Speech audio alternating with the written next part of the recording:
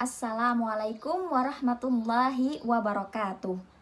Perkenalkan, nama saya Khairun Nisa, NIM 180406550, semester 6, jurusan Pendidikan Agama Islam, Sekolah Tinggi Agama Islam Rasyidiyah Khalidiyah Amuntai. Pada mata pelajaran fikih hari ini kita akan menjelaskan materi tentang tayamum. Nah, apakah ada yang tahu apa itu tayamum? Ya, tayamum itu adalah pengganti wudhu atau mandi dengan memakai debu tanah yang suci yang disapukan ke muka dan dua telapak tangan dengan syarat-syarat tertentu.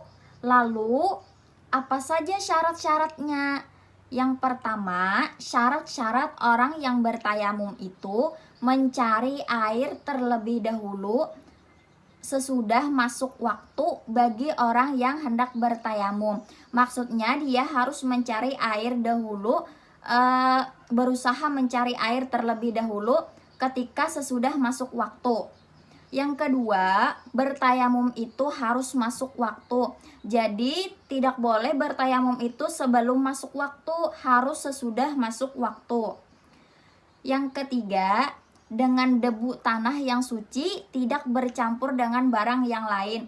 Maksudnya debu itu harus suci, tidak bercampur dengan najis atau kotoran-kotoran yang lain. Lalu ada sebab-sebab orang yang bertayamum. Nah, yang pertama, sebab orang yang bertayamum itu tidak ada air. Maksudnya tidak ada air itu tidak ada sama sekali. Dia sudah berusaha mencari air tetapi tidak ketemu juga. Jadi dia diperbolehkan untuk bertayamum. Yang kedua, takut memakai air karena ada penyakit yang tidak boleh terkena air. Maksudnya gini, airnya itu ada, cuman dia itu terkena penyakit yang tidak boleh terkena air. Jadi diperbolehkan dia melaksanakan tayamum dengan debu. Yang ketiga, air yang ada cuma sedikit, cukup untuk diminum saja. Jadi airnya itu cuma sedikit, cuma untuk diminum saja. Jadi dia diperbolehkan untuk bertayamum dengan debu tanah tadi. Lalu ada rukun tayamum. Yang pertama, rukun tayamum itu niat mengerjakan tayamum. Lafaznya seperti apa? Nah, lafaznya itu nawaitu tayammuma listibahati sholati fardhan lillahi ta'ala. Sahajaku bertayamum karena mengharuskan sembahyang fardu karena Allah Ta'ala. Yang kedua, memindah tanah ke anggota yang disapu. Maksudnya dia tadi melaksanakan tayamum, debu yang pertama untuk muka, lalu dia harus memindah debu yang kedua untuk tangan, untuk kedua telapak tangan gitu. Yang ketiga, 2 kali menyapu, 1 kali untuk muka dan 1 kali untuk 2 tangan. Jadi berbeda dengan wudhu. Kalau wudhu kita dari muka, telapak tangan sampai kaki. Kalau untuk tayamum cukup muka 1 kali dan 1 kali lagi untuk 2 telapak tangan. Nah, yang keempat, menyapukan muka dan 2 tangan sampai siku. Muka dan tangan sampai siku saja. Yang kelima, tertib, yaitu mendahulukan muka baru telapak tangan. Jadi tidak boleh telapak tangan dulu baru muka. Jadi harus beraturan dari muka baru telapak tangan. Nah, tadi itu ada syarat-syarat tayamum, sebab-sebab tayamum, rukun tayamum, dan selanjutnya adalah pembatal tayamum. Lalu apa saja pembatal-pembatal tayamum itu? Yang pertama, pembatal tayamum itu semua yang membatalkan wudhu berarti juga membatalkan tayamum. Karena tayamum ini sama dengan wudhu. Karena bedanya wudhu itu dengan air, kalau tayamum itu dengan debu. Nah, gitu. Yang kedua, menyangka-nyangka ada air bagi orang yang bertayamum dengan ketiadaan air di luar sembahyang. Maksudnya dia itu menyangka kalau ada air, padahal dia sudah melaksanakan sholat, sudah melaksanakan tayamum, sudah melaksanakan sholat. Lalu setelah sholat itu dia menyangka kalau ada air, maka tayamum dan sholatnya tadi batal karena dia menyangka bahwa ada air gitu. Yang ketiga, melihat air ketika sholat. Nah, dia itu melaksanakan sholat, terus tiba-tiba hujan turun. Nah, maka tayamum dan sholatnya itu batal karena ada air dan dia melihat air gitu. Yang keempat, murtad, yakni masuk agama lain. Nah, lalu bagaimana tata cara orang yang hendak bertayamum? Yang pertama tadi, nah ini contoh. Misal di sini ada debu.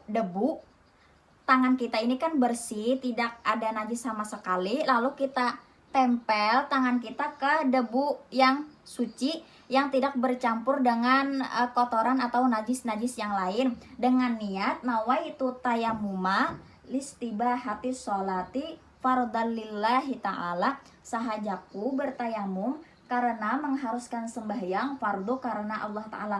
Lalu kita sapukan ke muka kita cukup satu kali saja. Terus yang kedua, kita memindah debu yang kita pakai untuk menyapu dua telapak tangan kita. Ini tadi debu pertama yang sudah kita pakai untuk di muka tidak boleh lagi dipakai karena debunya itu sudah mustakmal, jadi tidak boleh lagi dipakai. Jadi kita pindah ke debu yang lain yang bersih dan tidak bercampur dengan najis. Jadi di sini kita pindah untuk menyapukan kedua telapak tangan kita. Lalu cara menyapunya itu gimana? Jadi agar tidak mustakmal, jadi kita bagi dua, yang ini untuk di sini dan yang ininya untuk di sini. Jadi kita tempel ke debu yang bersih tadi, lalu kita usapkan ke gitu. Nah, yang sini sama yang tangan kanan tadi. Oke. Jadi bertayamum itu cukup muka satu kali dan satu kali untuk dua telapak tangan. Nah, itulah tadi tata cara bertayamum. Jadi kesimpulannya adalah tayamum itu adalah pengganti wudhu atau mandi dengan menggunakan debu tanah yang suci, yang tidak bercampur dengan najis-najis atau kotoran-kotoran, yang disapukan ke muka dan dua telapak tangan dengan syarat-syarat tertentu. Nah, syaratnya tadi apa? Syaratnya yang pertama, dia harus mencari air terlebih dahulu sesudah masuk waktu. Yang kedua, bertayamum itu harus masuk waktu.